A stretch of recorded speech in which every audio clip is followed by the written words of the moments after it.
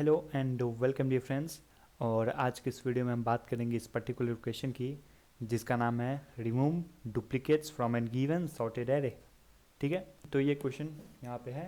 ये आपको एक एरे दिया हुआ है जिसका नाम है नम्स, जो कि सॉर्टेड है नॉन डिक्रीजिंग ऑर्डर में, मतलब कि इंक्रीजिंग ऑर्डर में सॉर्टेड है। और हमें क्या करना है कि we have to remove the duplicates in place such that each unique elements appear only once. मतलब कि जो भी यूनिक एलिमेंट है वो एक ही बार होने चाहिए, वो बार बार नहीं होने चाहिए। और इसका रिलेटिव ऑर्डर पे कोई फ़र्क नहीं पड़ना चाहिए, वो सेम होना चाहिए। ठीक है, सो यहाँ पे बहुत सारी चीज़ें लिखी गई है। So let me explain everything. यहाँ पे आते हैं और समझते हैं कि क्या कहा गया है। ठीक है, देखिए आपके पास एक एरे है जिसका नाम है नम्स, और इसमें जो एलिमेंट्स है वो सॉर्टेड वे में पड़े हुए हैं। और आपको क्या करना है कि जो भी एलिमेंट एक से ज़्यादा बार रिपीटेड हैं उनको एक बार लिखना है। जैसे कि यहाँ पे 1 है, 1 2 टाइम्स है, लेकिन हमको केवल एक ही बार लेना है। ठीक है, फिर यहाँ पे 2 जो है वो 2 टाइम्स है, तो उसे हम एक बार लिखेंगे। ठीक है, 3 है वो 1 टाइम्स है, सो उसे भी ले लेंगे एक बार। और जो 4 है वो 2 टाइम्स है, तो 4 को भी ले लेंगे हम। और यहाँ पे जो है, यहाँ पे कुछ भी रैंडम नंबर आप रख सकते हैं, उससे कोई प्रॉब्लम नहीं है। और आपको इसमें रिटर्न क्या करना है, इस सब एरे का जो साइज़ है वो रिटर्न करना है। ठीक है, तो इस केस में इस सब एरे का साइज़ है 4, तो आपको रिटर्न करना पड़ेगा 4। ठीक है, आई होप आप क्वेश्चन को समझ पाए होंगे कि हमें करना क्या है। So let us move to the solution part. So इस क्वेश्चन को सॉल्व करने का सबसे पहला और सबसे आसान तरीका है कि आप सेट का यूज़ करें। ठीक है, तो अगर हम बात करें सेट की, तो ये C++ में भी होता है, जावा में भी होता है, पाइथन, तीनों में ये प्री बिल्ड होता है। तो आप इस सेट का यूज़ कर सकते हैं। तो सेट की एक प्रॉपर्टी क्या होती है, सेट की प्रॉपर्टी होती है कि सेट जो होता है वो हमेशा यूनिक एलिमेंट को स्टोर करके रखता है। तो लेट अस से ये मेरा सेट है, और इसमें हम क्या करेंगे कि इस पूरे एरे को ट्रैवर्स करेंगे, और जो भी एलिमेंट आते जाएंगे इसमें हम इंसर्ट कराते जाएंगे। तो इसमें हमारा क्या होगा कि जो भी सारे यूनिक एलिमेंट होंगे हमारे इसमें स्टोर हो जाएंगे।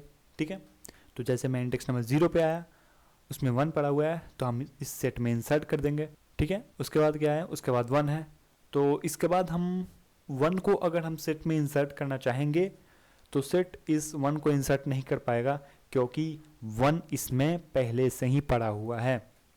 उसके बाद हम आएंगे इंडेक्स नंबर 2 पे, तो यहाँ पे 2 पड़ा हुआ है, तो हम इसे आसानी से इंसर्ट कर सकते हैं इस सेट में।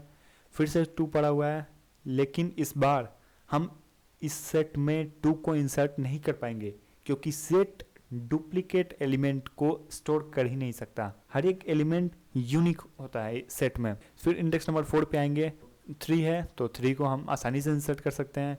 फिर इंडेक्स नंबर 4 पे आएंगे, सॉरी इंडेक्स नंबर 5 पे आएंगे, यहाँ पे 4 है तो 4 को हम आसानी से इंसर्ट कर सकते हैं। फिर हम इंडेक्स नंबर 6 पे आएंगे, तो यहाँ पे क्या देख रहे हैं कि अगेन 4 है, तो 4 को हम इस सेट में इंसर्ट नहीं कर पाएंगे क्योंकि 4 ऑलरेडी पड़ा हुआ है। ठीक है, सो ये हो गया हमारा फर्स्ट स्टेप कि सेट में इंसर्ट करेंगे। उसके बाद इसमें क्या होगा कि सारे के सारे यूनिक एलिमेंट है वो इस सेट में आ जाएंगे।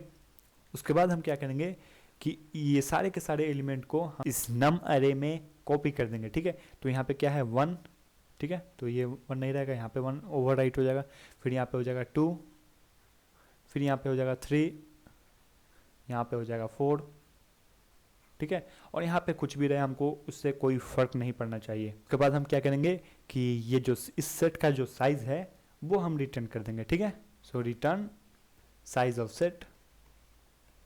तो इसमें आपको 3 ऑपरेशंस फॉलो करने पड़ेंगे। कौन सा, पहला जो है वो कि traverse nums and store all elements in set. ठीक है, ये पहला काम करेंगे।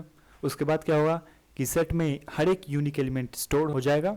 उसके बाद हम कॉपी कर लेंगे। ठीक है, तो स्टेप 2 में क्या करेंगे कि कॉपी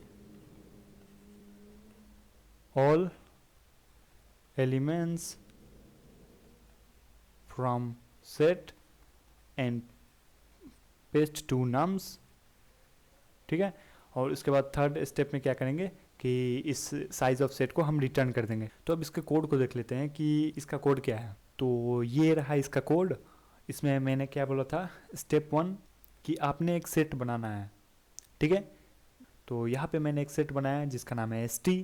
फिर मैंने क्या बोला कि स्टेप 2 कि जितने भी नम्स में एलिमेंट पड़े हुए हैं उसको इस सेट में इंसर्ट करो, ठीक है।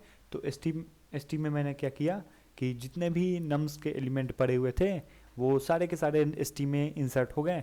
और st जो है वो डुप्लीकेट एलिमेंट को कभी सेव नहीं करता है, इसलिए मैंने st में इंसर्ट करवाया।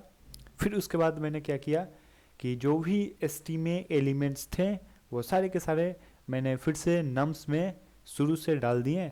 और उसके बाद जब मैं इस सेट के सारे एलिमेंट्स को मैं इस नम्स में डाल देता हूँ उसके बाद मैं आई रिटर्न कर देता हूँ, ठीक है। आई या फिर आप st.size भी रिटर्न कर सकते हैं। तो दोनों सेम है। आई यहाँ पे आई का वैल्यू और st.size मतलब कि सेट का वैल्यू दोनों के दोनों सेम आएंगे। जैसे इसे एक एग्जांपल से समझते हैं। जैसे कि मेरे पास नम्स है, ठीक है। तो इसका आंसर क्या आना चाहिए, इसका आंसर आना चाहिए 1 2 3 और बाद में जो भी एलिमेंट हो। तो मैं क्या कर रहा हूँ कि एक सेट बना रहा हूँ, ठीक है। एक सेट बना रहा हूँ जिसका नाम है st और यहाँ पे n जो है वो इस नम्स का साइज है, नम्स एरे का साइज है, ठीक है। तो यहाँ पे मैं क्या कर रहा हूँ कि इस नम्स एरे को इसको मैं पूरा ट्रेवर्स कर रहा हूँ और इसमें जितने सारे एलिमेंट्स हैं उसको मैं st में इंसर्ट कर रहा हूँ, ठीक है। तो मैंने इसको इंसर्ट किया, 1 को इंसर्ट किया, फिर मैं 1 को इंसर्ट करना चाहा तो लेकिन यहाँ पे यूनिक एलिमेंट ही होंगे तो ये इंसर्ट नहीं होगा।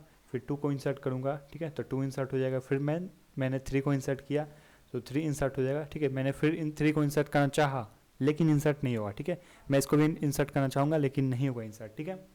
तो यहाँ पे इस st सेट में मेरा 1 2 3 एलिमेंट रहा होगा। उसके बाद हम क्या कर रहे हैं कि फिर से एक इंडेक्स बना रहे हैं i जो कि 0 से शुरुआत होगा। और इसको मैंने किस लिए बनाया है कि ताकि मैं इस सेट के एलिमेंट्स को मैं नम्स में कॉपी कर पाऊँ। तो मैं यहाँ पे मैं क्या कर रहा हूँ, जो भी इस सेट के एलिमेंट है कि इस नम्स में डाल दे रहा हूँ, ठीक है। उसके बाद i को इंक्रीज कर दे रहा हूँ, ठीक है। जैसे कि i पहले 0 है तो इस सेट के एलिमेंट में क्या है, पहले 1 है तो यहाँ पे आ जाएगा हमारा 1 और फिर यहाँ पे हमारा 2 है तो यहाँ पे आ जाएगा 2। फिर मैं इस एलिमेंट को इनकाउंटर करूँगा s में। फिर हम इंडेक्स नंबर 2 पे इस नम्स में यहाँ पे 3 को इंसर्ट कर देंगे, ठीक है। तो यहाँ पे क्या चलाएगा, ये 2 है, ठीक है। तो यहाँ पे क्या हो जाएगा 1 2 3 और यहाँ पे जो भी एलिमेंट्स है कुछ भी है उससे हमें कोई मतलब नहीं है। तो यहाँ पे मैंने नम्स को मॉडिफाई किया और उसके पहले जो यूनिक एलिमेंट था आई कहाँ आ जाएगा, एट द एंड आई यहाँ पे रहेगा, ठीक है। तो इसमें हमें क्या रिटर्न करना था 3, ठीक है। तो यहाँ पे आई यहाँ पे रहेगा मतलब कि इंडेक्स नंबर 3 पे, तो हम आई को रिटर्न कर देंगे, ठीक है। अगर आप चाहें तो इस सेट के साइज को रिटर्न कर सकते हैं, ठीक है। तो यहाँ पे आई के जगह आप st.size भी लिख सकते हैं, ठीक है। इसे भी रिटर्न कर सकते हैं, बेसिकली दोनों सेम है, ठीक है। तो आई होप आप ये कोड समझ पाए होंगे। बात करें इस कोड के टाइम कॉम्प्लेक्सिटी की, तो इस कोड का टाइम कॉम्प्लेक्सिटी क्या है। देखो मैं यहाँ पे क्या कर रहा हूँ, मैं इस नम्स को ट्रेवर्स कर रहा हूँ, ठीक है, और उसके अंदर इस सेट में इंसर्ट कर रहा हूँ, ठीक है। तो आपको ये पता होना चाहिए कि जो सेट है उसमें इंसर्शन या डिलीशन log n टाइम में होता है, ठीक है। ये जो पहला फॉर लूप है वो हमारा n टाइम लेगा, ठीक है।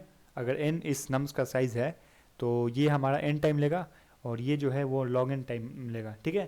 तो ओवरऑल मेरा ये टाइम कॉम्प्लेक्सिटी हो गया big of n log n plus ये फॉर लूप कितने बार चलेगा, जितने एलिमेंट्स इस सेट में है, ठीक है। इमेजिन इस नम्स में जितने सारे एलिमेंट्स होते हैं और सारे के सारे डिफरेंट एलिमेंट होते हैं, तो मैं क्या करता कि इस सेट में सारे के सारे एलिमेंट्स को स्टोर करना पड़ता, ठीक है। अगर बात करूँ वर्स्ट केस की, तो इस वर्स्ट केस में इस सेट का साइज मैक्सिमम कितना हो सकता है, तो मैक्सिमम तब होगा जब इस नम्स में सारे के सारे एलिमेंट्स अलग अलग होंगे, तो इसका साइज भी n होता। तो ये कितना बार चलता, n टाइम्स। तो o ऑफ n यहाँ पे क्या आ जाएगा, big of n log n plus n।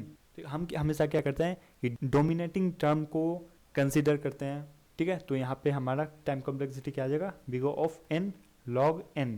उसके बाद अगर हम बात करें स्पेस कॉम्प्लेक्सिटी की, तो इसमें मैंने क्या किया है कि इसमें मैंने एक सेट का यूज़ किया है। तो वर्स्ट केस में क्या होगा, नम्स में जो एलिमेंट्स है वो सारे के सारे अगर डिफरेंट होते हैं तो इस सेट में मुझे सारे एलिमेंट्स को स्टोर करने पड़ते हैं। तो इस वर्स्ट केस में हमारा जो स्पेस कॉम्प्लेक्सिटी होगा वो बिग ऑफ n।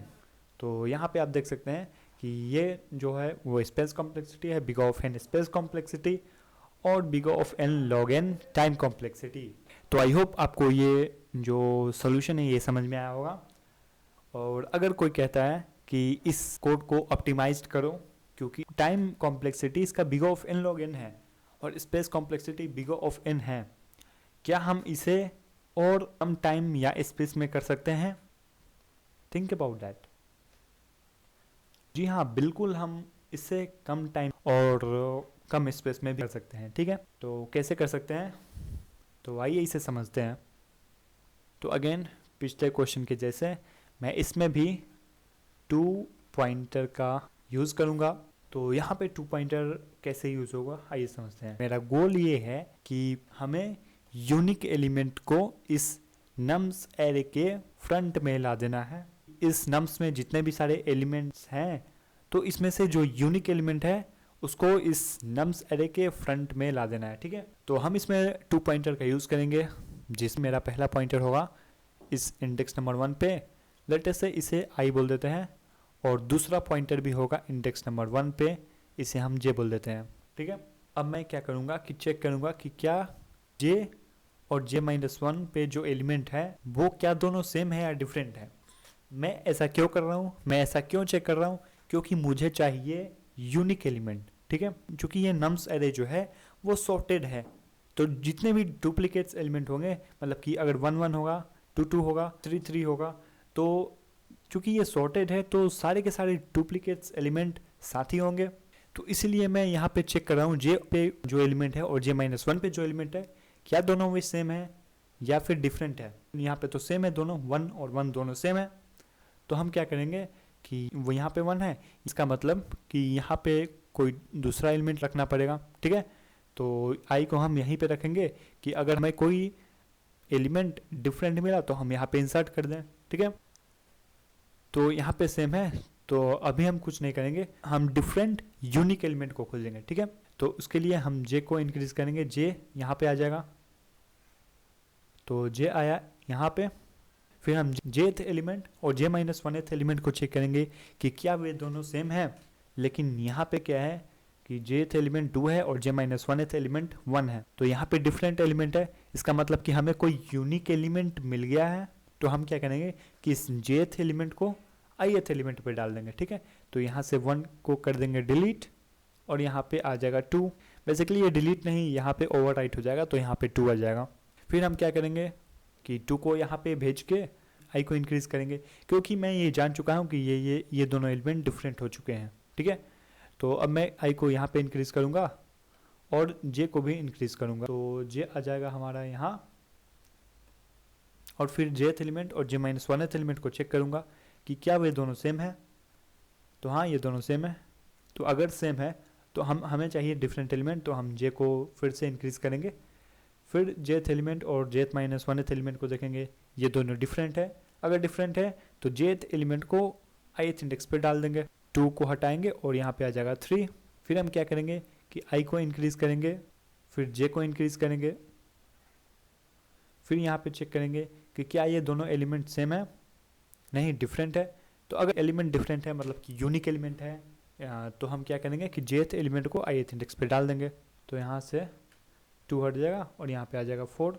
उसके बाद क्या करेंगे कि फिर से i को इंक्रीज करेंगे, j को भी इंक्रीज करेंगे। उसके बाद jth एलिमेंट और j-1th एलिमेंट को चेक करेंगे कि क्या ये दोनों सेम है। हाँ, ये दोनों सेम है, मतलब कि कोई यूनिक एलिमेंट नहीं मिला है।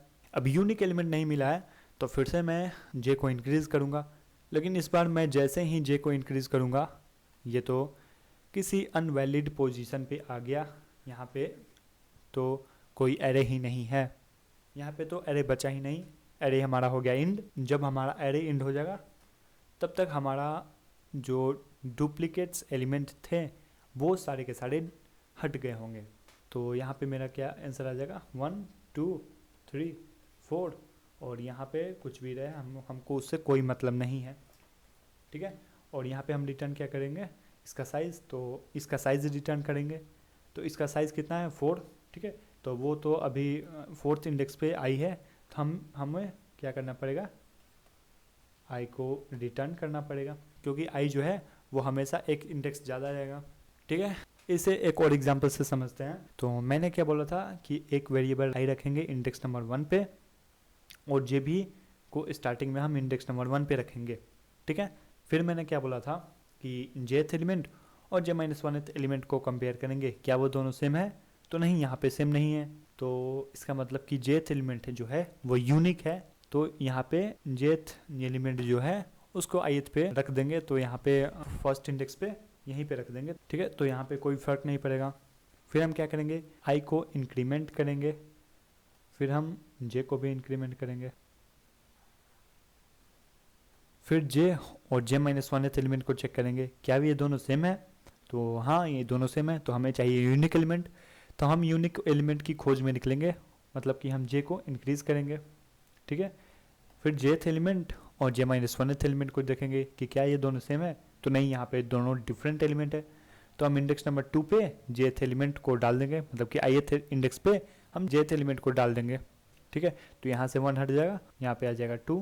फिर हम आई को इंक्रीज़ करेंगे, जे को भी इंक्रीज़ करेंगे, उसके बाद फिर जेथ एलिमेंट और जे -1th एलिमेंट को देखेंगे, क्या ये दोनों सेम है, नहीं दोनों डिफरेंट है, मतलब कि ये यूनिक एलिमेंट है। तो ith इंडेक्स पे जेथ एलिमेंट को डाल देंगे, यहाँ पे आ जाएगा 3। फिर हम आई को इंक्रीज़ करेंगे, देन जे को इंक्रीज़ करेंगे, फिर हम देखेंगे कि क्या जेथ एलिमेंट और जे -1th एलिमेंट दोनों सेम है, तो नहीं दोनों सेम नहीं है, मतलब कि ये जो है वो यूनिक एलिमेंट है। तो यहाँ से हम 3 को हटाएंगे और 9 को रख देंगे। फिर हम आई को इंक्रीज़ करेंगे और जे को इंक्रीज़ करेंगे, ठीक है। तो जेथ एलिमेंट और जे -1th एलिमेंट यहाँ पे सेम है, तो कोई यूनिक एलिमेंट नहीं मिला। फिर से हम जे को इंक्रीज़ करेंगे, लेकिन इस बार जे आउट ऑफ द बाउंड्री चला गया, तो हम क्या करेंगे कि आई को रिटर्न कर देंगे, ठीक है, क्योंकि यहाँ पे डुप्लीकेट्स एलिमेंट भी सारे के सारे हट चुके हैं, और इस एरे का साइज़, इस सब एरे का साइज़ 5 हो चुका है, और आई 5th इंडेक्स पे है, तो हम आई को रिटर्न कर देंगे, ठीक है। तो ये अप्रोच समझ में आया होगा, और चलिए इसे कोड करके देखते हैं। तो मैंने क्या बोला था कि एक वेरिएबल बनाएंगे जिसका नाम रखेंगे आई, जिसको हम इनिशियलाइज करेंगे 1 से। उसके बाद हम क्या करेंगे कि एक वेरिएबल लेंगे n, जिसमें हम नम्स के साइज़ को स्टोर करवाएंगे। उसके बाद हम क्या करेंगे कि इस नम्स को ट्रेवर्स करेंगे, ठीक है। For int j is equal to 1, j less than n, j plus plus, ठीक है। यहाँ पे फिर हम क्या करेंगे कि जब jth एलिमेंट और j -1th एलिमेंट जब दोनों डिफरेंट होंगे, तो हम इंडेक्स नंबर i पे उस एलिमेंट को स्टोर करेंगे, ठीक है। यहाँ पे मैंने बोला था ना कि जब jth एलिमेंट और j -1th एलिमेंट दोनों के दोनों डिफरेंट होंगे, तब हम क्या करेंगे कि ith इंडेक्स पे हम इस एलिमेंट को, jth एलिमेंट को इंसर्ट करेंगे, ठीक है। तो हम क्या करेंगे कि if nums of j is not equal to nums of j -1, तब हम क्या करेंगे कि nums of i पे, मतलब कि ith इंडेक्स पे, मतलब कि यहाँ पे ith इंडेक्स पे jth एलिमेंट को स्टोर करेंगे, is equal to nums of j। उसके बाद क्या होगा, उसके बाद हम i को इंक्रीज़ करेंगे। उसके बाद जो डुप्लीकेट्स एलिमेंट को रिमूव करने के बाद जो हमारा साइज़ बचता है उसको हम रिटर्न करेंगे, हम रिटर्न कर करेंगे रिटर्न आई। तो बस इतना ही हमारा कोड था, इसे रन करते हैं, ठीक है। तो यहाँ पे रन तो कर रहा है, अब इसे सबमिट करके भी देख लेते हैं क्या ये कोड काम करेगा, देखते हैं। तो हाँ, आई थिंक ये कोड सही है, ठीक है। तो ये कोड सही है। तो आई होप आपको ये अप्रोच समझ में आया होगा कि कैसे डुप्लीकेट्स एलिमेंट को कैसे हम रिमूव करते हैं। अगर हम बात करें इसकी टाइम कॉम्प्लेक्सिटी की, तो क्योंकि ये फॉर लूप इस नम्स को ट्रेवर्स कर रहा है तो बिग ऑफ एन टाइम लगेगा, और क्योंकि मैंने कोई एरे सेट या कुछ भी एक्स्ट्रा यूज़ नहीं किया है तो मेरा स्पेस कॉम्प्लेक्सिटी बिग ऑफ 1 होगा, मतलब कि कांस्टेंट स्पेस होगा। इसके बाद हम बात करने वाले हैं एक और अप्रोच की इस क्वेश्चन को सॉल्व करने के लिए, जिसका कोड एक सिंगल लाइन होगा। ठीक है, तो ये कैसे करेंगे ये देखते हैं। सिंगल लाइन ऑफ कोड, ठीक है। देखो C++ में C++STL स्टैंडर्ड टेम्पलेट लाइब्रेरी में एक फंक्शन होता है जिसका नाम है यूनिक। ठीक है, ये क्या करता है कि 2 आइटरेटर लेता है।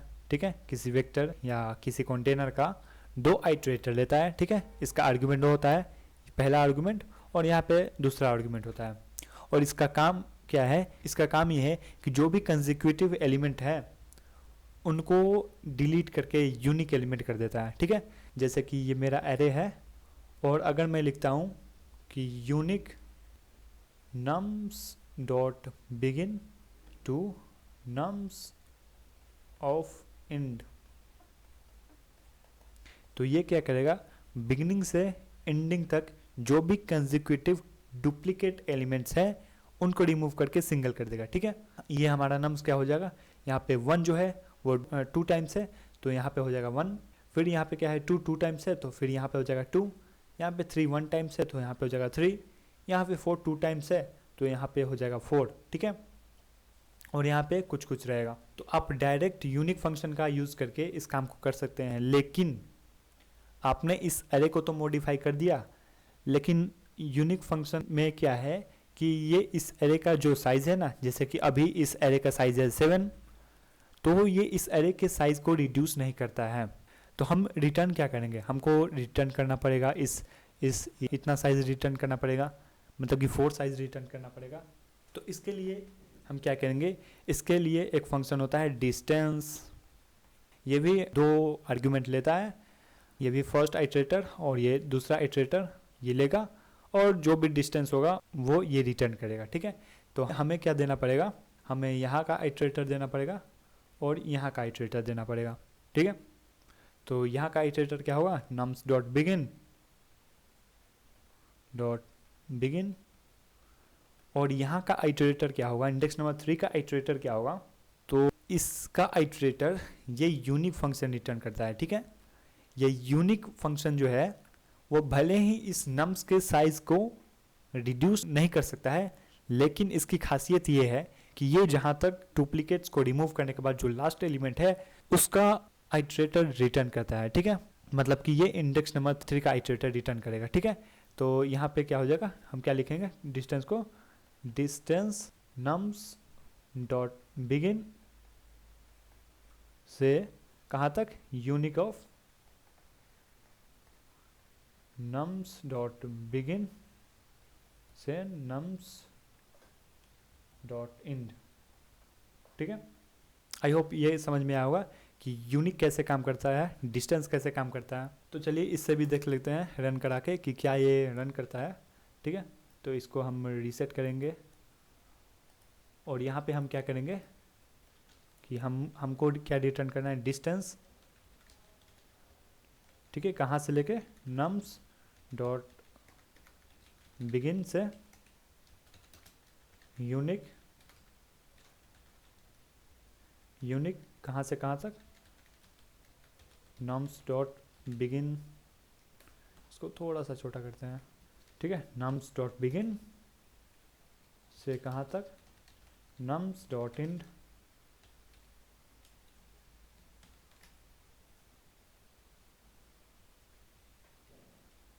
ठीक है, तो यहाँ पे क्या हुआ, तो ये फंक्शन मेरा क्या करेगा कि इस नम्स के जितने भी यूनिक एलिमेंट है वो इस नम्स के फ्रंट पे आ जाएंगे, मतलब कि डुप्लीकेट्स एलिमेंट डिलीट हो जाएंगे।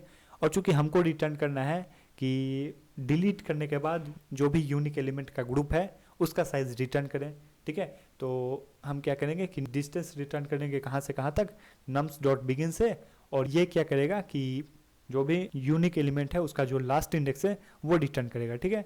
तो यहाँ पे एट द एंड मेरा दोनों काम हो गया कि मैंने नम्स को मॉडिफाई भी कर दिया और यहाँ पे उसका डिस्टेंस भी रिटर्न कर दिया, ठीक है। तो इसको हम रन करके देखते हैं। यहाँ पे वन एरर, यहाँ पे कैसा एरर, अच्छा यहाँ पे रिटर्न लिखना पड़ेगा ना, यहाँ पे रिटर्न लिखना पड़ेगा, ठीक है। तो इसको रन करते हैं, ठीक है। तो यहाँ पे देख सकते हैं एक्सेप्टेड, और इसको सबमिट करते हैं। तो यहाँ पे आप देख सकते हैं कि सबमिट करने के बाद मेरा आंसर जो है वो एक्सेप्टेड है, ठीक है। तो आप देख सकते हैं कि मात्र एक लाइन में इस क्वेश्चन को सॉल्व किया जा सकता है। मैंने माना कि इसमें मैंने प्री डिफाइंड फंक्शन का यूज़ किया, लेकिन हाँ ये चीज़ें आपको पता होनी चाहिए। तो आई होप ये वीडियो आपको अच्छा लगा होगा, चीज़ें समझ में आई होंगी। तब तक के लिए इस वीडियो में इतना ही। अब मिलेंगे नेक्स्ट वीडियो में, तब तक के लिए bye bye and take care.